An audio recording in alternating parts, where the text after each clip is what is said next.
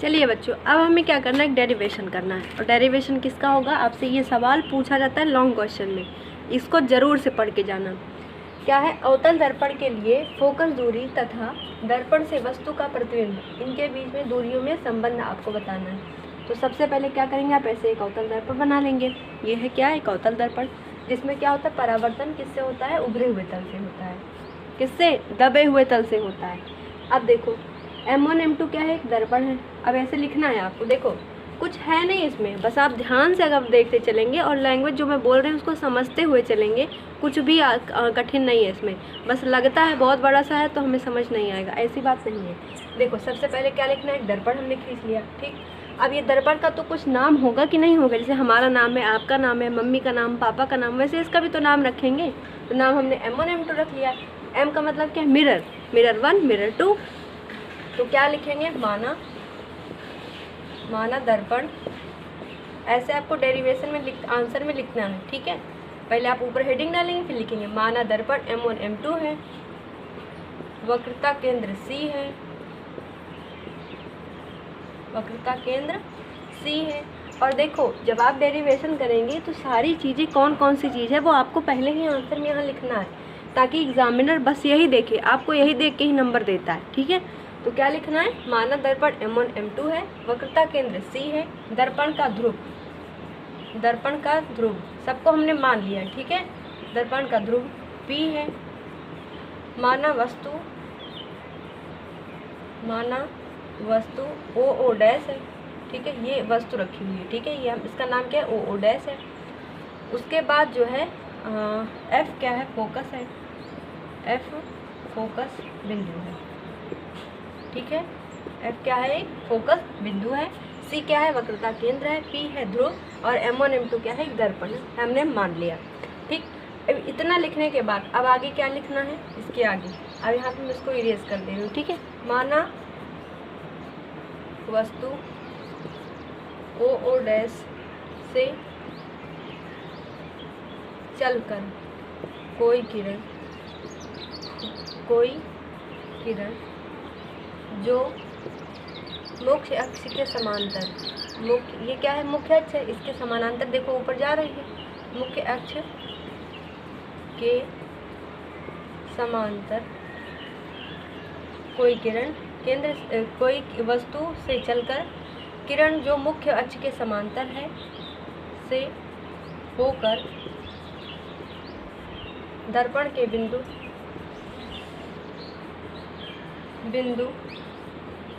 A पर टकराती है, A पर टकराती है। टकराने के बाद, नहीं आगे लिखिए, टकरा कर,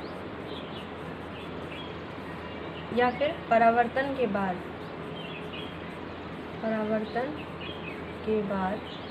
परावर्तन हो गया। अब इसके बाद क्या आ रही, O जो A, ये परावर्तन के बाद यहाँ पे आ रही है, फोकस से होकर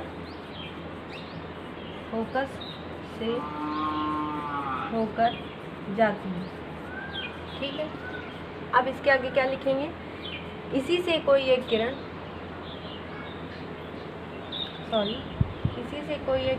O डैश, ये O डैश है, यहाँ से चल रही है, यहाँ से केंद्र से यहाँ तक हो गया आपका। अब इसके आगे आपको लिखना है, क्या लिखना है कि दूसरी किरण, इसके नीचे लिखिएगा, ठीक है। दूसरी किरण, मैं बोल रही हूँ आप लिख के चलिए, दूसरी किरण O डैश भी दर्पण के केंद्र से जाती है तथा परावर्तन के बाद उसी मार्ग में वापस लौट आती है,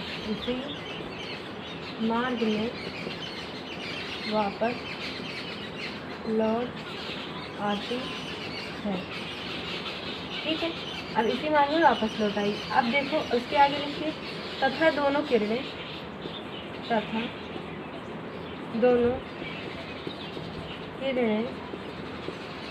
एक दूसरे को आई बिंदु किस पे काट रही हैं, आई डैश पर काटती हैं, ठीक है, तथा मुख्य अक्ष से, ये क्या है, मुख्य अक्ष है, लिखिए आगे, मुख्य अक्ष से खींचा गया लंब आई। ये जो खींचा गया लंब, ये जो देख रहे हैं आप, ये लंब है जिसका नाम क्या है, आई। तो ये लंब आई है, कुछ भी नहीं है, जो भी फिगर बना हुआ है बस उसी को आपको अच्छे से शब्दों में लिखना है। सबसे पहले शुरुआत कहाँ से होगी, माना कोई दर्पण M1 M2 है, कोई वस्तु O डैश है, ध्रुव क्या है, P है, केंद्र क्या है, C है, और F क्या है, फोकस है। कोई वस्तु O डैश से, कोई किरण OA, किरण का नाम क्या है, O डैश A, चलकर मिरर से, दर्पण से टकराती है। परावर्तन के बाद, यहाँ पे इसका परावर्तन हुआ, उसके बाद क्या हो रहा है, ये कहाँ से आ रही, देखो F से होते हुए आ रही है, तो यही तो लिखा गया है। अब उसके बाद माना उसी वस्तु O डैश B से दूसरी किरण C से होते हुए दर्पण से टकराती है। परावर्तन के बाद वह अपने उसी मार्ग में वापस लौट आती है, देखो इधर से जा रही, इधर से आ रही, इसी मार्ग में वापस लौट आती है। अब आगे क्या है, दोनों बिंदुएं कहाँ पर आप दूसरे से कट कर रही हैं, आई डैश पर कट कर रही हैं। मुख्य अक्ष से खींचा गया लंब आई है, जो इसको यहाँ पर मिला रहा है। बस यही इतनी चीज़ें तो लिखी गई हैं, यही से आपको इस शब्दों में अपने पढ़ना है। ऐसे आप बोल बोल के जब आप कॉपी पर लिखेंगे, पहले ऐसे मिरर बना लेंगे, उसमें जो जो भी लिखा उसको माना ऐसे करके लिख लेंगे। अब जो जो भी हो रहा है उसमें लैंग्वेज बनाते लिखते चले जाओ, इतना तो आसान है। अब इसके बाद क्या कह रहा है, यहाँ तक तो हो गया, लैंग्वेज आपको इतनी लिखनी है, ये लॉन्ग क्वेश्चन है, ठीक है, लैंग्वेज पूरी इतनी लिखनी है। अब उस लिखने के बाद आपको क्या करना है, लिखिए, मानना बहुत है इसमें माना O डैश जो कि वस्तु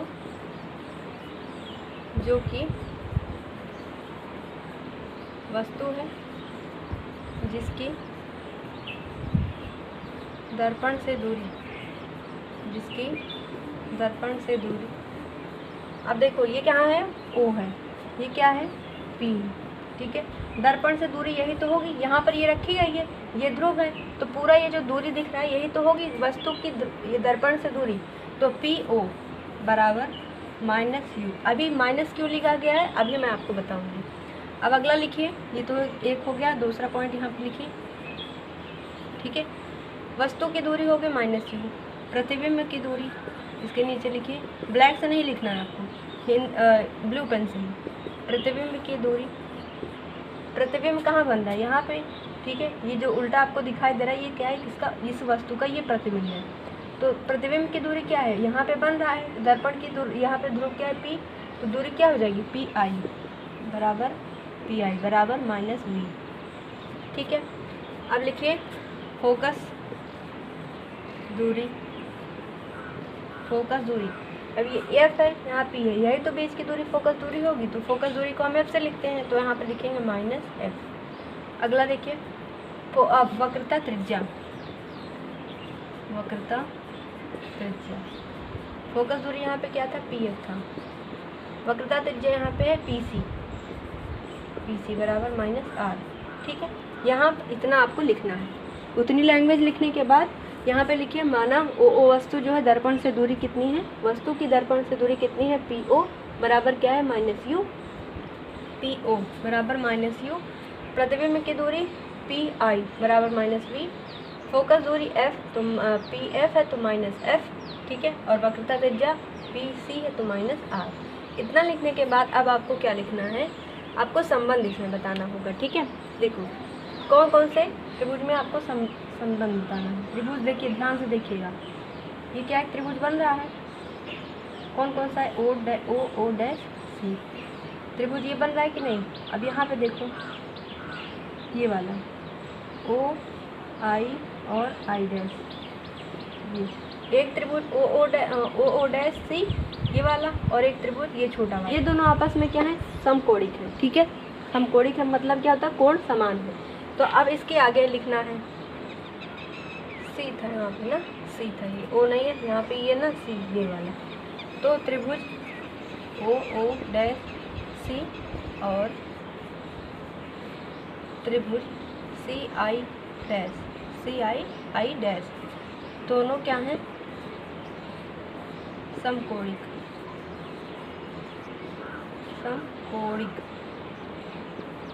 समकोणिक है अतः अगर ये समकोणिक है तो ये इसकी जो मतलब देखो ऐसे एक त्रिभुज ये हो गया और एक त्रिभुज ये हो गया, O है, O डैश है और ये C है, C I I डैश, ठीक है।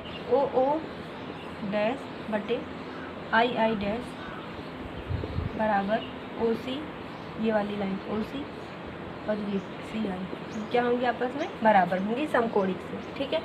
ये क्या हो गया समीकरण 1, ऐसे लिखो समीकरण 1। अब देखो ये तो एक समीकरण हो गया, दूसरा समीकरण बनाना है। कैसे बनाएंगे देखो, अब इस वाले त्रिभुज में आप ध्यान से देखिए, एक मिनट, ये जो त्रिभुज है ध्यान से देखिएगा NAF और त्रिभुज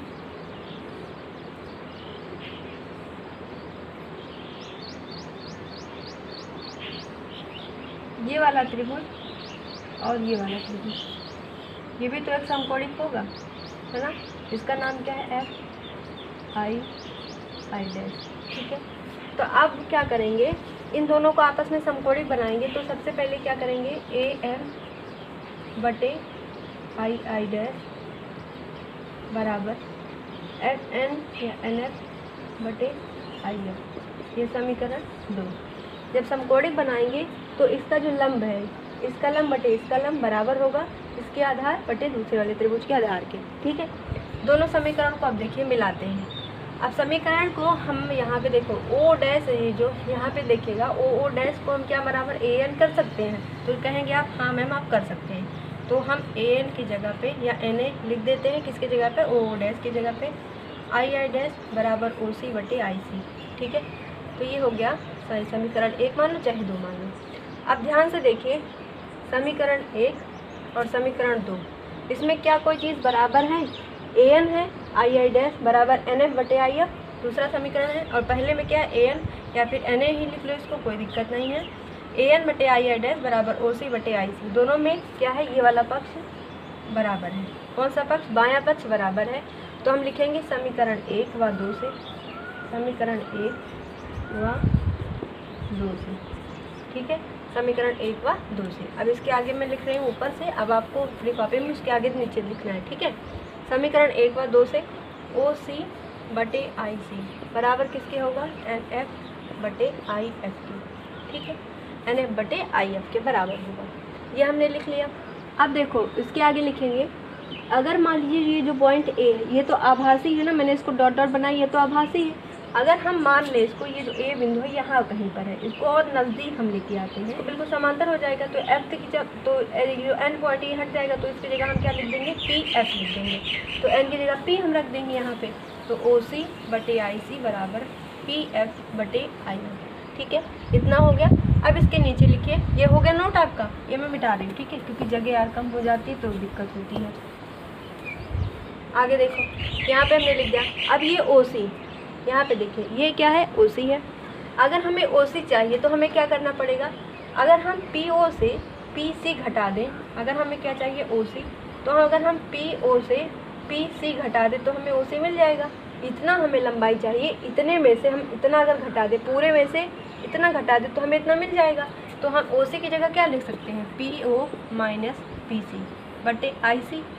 हमें इतना वाला पॉइंट चाहिए, IC चाहिए, तो हम क्या करेंगे, अगर हम PC इतनी पूरी लंबाई में से PF घटा देंगे, सॉरी हमें क्या चाहिए, IC चाहिए, इतना पॉइंट क्या चाहिए, IC के लिए हम क्या कर सकते हैं, जो ये IC है इतना हमें चाहिए, तो हम क्या कर देंगे, PC से अगर हम PI घटा देंगे तो हमें IC मिल जाएगा। तो PC से हम क्या घटा देंगे, PI घटा देंगे, तो PC माइनस PI। IC की जगह हम क्या लिख सकते हैं, PC माइनस PI बराबर PF लिखा हुआ है, ये क्या है, PF, तो PF को PF ही रखेंगे। अगला नीचे देखो IF चाहिए, तो PI से PF घटा देंगे तो हमें IF मिल जाएगा, PI से PF घटा देंगे तो हमें IF मिल जाएगा, ठीक है। अब PO ये क्या है, ये PO क्या है, ये है वस्तु, ये है दर्पण, दर्पण से वस्तु की दूरी ही तो है, और हमने क्या माना था, दर्पण से वस्तु की दूरी -u। अगला देखो PC क्या है, वक्रता त्रिज्या है, तो इसको लिखेंगे R, हमने माइनस में माना था तो माइनस R लिखेंगे, ठीक है। PC नीचे देखो, PC क्या है, अब यहाँ पे लिखा -R माइनस आई। ये वाली पूरी लाइन क्या है, पूरा ये यहाँ पे वस्तु की प्रतिबिंब दर्पण से प्रतिबिंब की दूरी, ये प्रतिबिंब ही तो बन रहा है आई आई डैश, तो दर्पण से प्रतिबिंब की दूरी है, तो क्या लिखेंगे v माइनस का, ठीक है, बराबर पी एफ। पी एफ क्या है, फोकस दूरी माइनस एफ बटे minus F P I. P I क्या है, ये जो है फोकस सॉरी दर्पण से प्रतिबिंब की दूरी minus v minus p f क्या है माइनस एफ, ठीक है, इतना हो गया। अब इसके आगे देखते हैं, यहाँ पे मैं लिख रही हूँ, ठीक है। एक बार समझने में आपको थोड़ा टाइम लगेगा, लेकिन आप जब पूरा लास्ट तक समझ जाएंगे तो आसान हो जाएगा अगली बार करना। देखो अब इसको हमें सरल करना है। आगे कैसे सरल करेंगे, देखिए माइनस यू माइनस, यहाँ पे माइनस लगा, जब इसका ब्रैकेट खुलेगा तो माइनस माइनस क्या हो जाएगा प्लस आर बटे माइनस आर, माइनस माइनस जब इसका ब्रैकेट हटाएंगे तो माइनस माइनस क्या हो जाएगा प्लस वी, ठीक है, बराबर माइनस एफ, नीचे देखो माइनस वी, ब्रैकेट हटेगा तो क्या हो जाएगा प्लस हो जाएगा, तो प्लस एफ, ये हो गया। और अभी हमने देखा था क्या था, एफ बराबर आर बाई टू, तो आर बराबर क्या होता है 2f, तो आर बराबर 2f, इस वाले वैल्यू को यहाँ पे हम पुट करेंगे अब, ठीक है, ये मैं इरेज कर दे रही हूँ। चलो देखो आर बराबर यहाँ पे हम रखेंगे तो माइनस यू प्लस आर की जगह यहाँ पे हमें क्या रखना है 2f बटे माइनस यू हो गया, नीचे देखो माइनस आर प्लस वी बराबर माइनस एफ की जगह हम क्या रखेंगे, सॉरी माइनस एफ तो माइनस एफ ही रहेगा, आर की जगह हमें 2f रखना है माइनस वी प्लस एफ, तो इसका क्या कर देंगे हम 3f गुणा कर देंगे, 3f गुणा करिए माइनस यू माइनस वी, तो आपस में गुणा होकर हो जाएगा यू वी प्लस, अब माइनस यू का एफ से करेंगे तो माइनस यू एफ, अब 2f का इसमें गुणा करो तो माइनस ये प्लस है ये माइनस है तो माइनस का हो जाएगा 2vf, माइनस सॉरी 2f का f से करोगे तो क्या आएगा 2f स्क्वायर बराबर माइनस एफ का माइनस आर से तो प्लस हो जाएगा r f minus f plus v minus v f, ठीक है। एक मिनट यार, यहाँ पे भी 2f होना था ना, r बराबर 2f, तो यहाँ पे हो जाएगा माइनस एफ, तो यहाँ पे हो जाएगा minus minus plus F square, क्या हो जाएगा एफ स्क्वायर, ठीक है, 2f square sorry 2f square, तो यहाँ पे अगर हम इस तरफ ले जाएंगे तो ये 2f स्क्वायर ये 2f स्क्वायर आपस में क्या हो जाएगा कैंसिल हो जाएगा। अब इसके आगे क्या लिखा हुआ u v minus u f minus 2vf, ये तो कट ही गया। अब इसको इस पक्ष में ले जाएंगे तो प्लस में चेंज हो जाएगा, बराबर क्या हो जाएगा 0, ठीक है। ये क्या है माइनस 2vf है या है vf, तो यहाँ पे इसको हम घटा देंगे uf माइनस vf हो जाएगा बराबर 0। दोनों पक्षों में uvf से भाग देने पर, देखिए दोनों पक्षों में uvf से भाग देने पर, तो uvf से भाग देंगे तो uvf यहाँ पे भाग देंगे तो 0 हो जाएगा, uv से uv uf से uf vf से vf, तो यहाँ पे क्या बचा 1/f minus 1/v minus 1/u बराबर 0। तो इन दोनों को अगर हम इधर लेके आएंगे तो 1/f बराबर क्या हो जाएगा 1/v प्लस 1/u, ये है v ये है u, तो यही तो डेरिवेशन है 1/f 1/u प्लस 1/v बराबर 1/f। ये हो गया अवतल दर्पण का सूत्र का निगमन। आपको ऐसे ही पूरा करना है। आई होप आप लोगों को समझ में आया होगा। मिलेंगे अगले वीडियो में जिसमें हम फिर से जो है इसके आगे जो उत्तल दर्पण का सूत्र है उसको हम निगमन करेंगे, ठीक है। तो वीडियो अगर पसंद है तो ज़रूर से शेयर करिएगा अपने दोस्तों के साथ। पिछले वीडियो जो आपने नहीं देखा है, पिछला अगर जिसने भी नहीं देखा है पहला वाला लेक्चर, तो उसको ज़रूर से देख लीजिएगा क्योंकि वो बेसिक लेक्चर है। उसके बाद ये आगे हम कंटिन्यू कर रहे हैं। अब इसके अगले वीडियो में भी हम इसके आगे कंटिन्यू करने वाले हैं। चलिए दोस्तों बताइएगा कैसा लगा। मिलते हैं अगले वीडियो में, तब तक के लिए थैंक यू।